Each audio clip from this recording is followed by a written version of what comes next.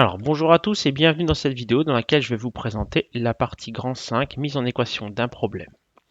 Donc dans cette partie du cours, nous avons un problème, un énoncé, et donc on retrouve les étapes de la mise en équation. Donc je vais vous commenter tout ça et surtout à la fin, je vais vous dire ce qu'il faut écrire au minimum sur une copie parce qu'on n'est pas obligé de tout écrire. Donc dans le problème, Yann a acheté 250 plaques de tôle. On ne sait pas à quel prix pour faire la toiture de son garage. Aurélie a trouvé les mêmes plaques de tôle à 0,80 € de moins chacune, donc elle les a payées moins cher. Comme elle les a payées moins cher, elle a pu acheter 300 plaques pour la même somme d'argent. Quand vous voyez ceci, ça doit vous donner un indice sur l'équation. Comme on vous dit que c'est la même somme d'argent, ça veut dire que la dépense de Yann sera égale à la dépense d'Aurélie. On a donc déjà l'équation en tête. Dépense de Yann égale dépense d'Aurélie. Il va falloir exprimer la dépense de Yann et la dépense d'Aurélie en fonction de l'inconnu. Et la question, quel est le prix d'une plaque de tôle achetée par Yann? Donc la première étape, le choix de l'inconnu, on désigne par X le prix d'une plaque de tôle achetée par Yann. Très important de préciser que c'est acheté par Yann parce que sinon il y a confusion avec le prix qu'Aurélie a payé pour une plaque de tôle. Ils n'ont pas payé le même prix. Au niveau de la mise en équation, donc je vous rappelle, le but du jeu est avoir la dépense de Yann égale la dépense d'Aurélie.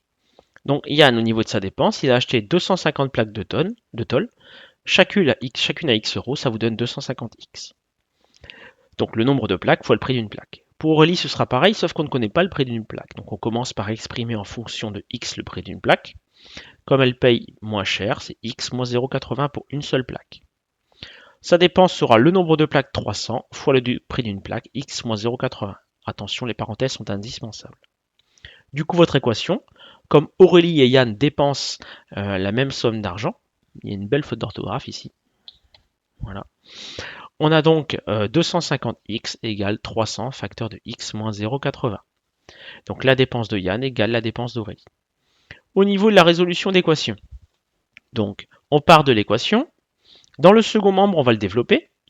Puis comme il y a un terme en x dans chaque membre, le terme en x étant plus grand dans le second membre, on va passer 250x de l'autre côté du signe égal, il devient moins 250x.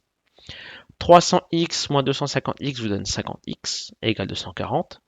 Le fois 50 passe de l'autre côté du signe égal, devient une division par 50. Et 240 divisé par 50 donne 4,80. Donc ça, c'est le prix d'une plaque de tôle achetée par Yann. Au niveau de la vérification, on prend chacun des deux membres. On remplace x par 4,80 dans les deux membres. Alors je vous laisse regarder les calculs, mais on trouve bien 1200, ce qui correspond à la dépense de chacun. On voit qu'ils ont dépensé la même somme d'argent. Attention, ce n'est pas parce que la vérification est bonne que vous avez bon problème. Ça veut juste dire que vous avez bien résolu votre équation, mais peut-être que vous avez mal mis le problème en équation et que votre équation ne correspond pas au problème. Donc, il faut se méfier de ça. La conclusion, donc Yann a payé une plaque de tôle 4,80. Alors maintenant, qu'est-ce qui est obligatoire? Qu'est-ce qui n'est pas obligatoire non plus? Donc tous les titres, étape 1, étape 2, tout ça, faut pas les mettre. Vous perdez du temps. Ce qui est obligatoire, ici, je vais vous le mettre en rouge, le choix de l'inconnu. Donc la phrase qui indique quel est l'inconnu. Parce que si vous n'indiquez pas ce que représente votre inconnu, on ne sait pas à quoi correspond votre équation. La mise en équation de tête ou au brouillon, voilà, c'est pas obligatoire d'écrire. L'équation et sa résolution, ça c'est obligatoire, d'accord? Donc on va le mettre en rouge, voilà, obligatoire. La vérification n'est pas obligatoire, et ici la conclusion forcément obligatoire. Donc vous voyez au final il n'y a pas tant de choses que ça à écrire. Le choix de l'inconnu, l'équation, sa résolution et la conclusion.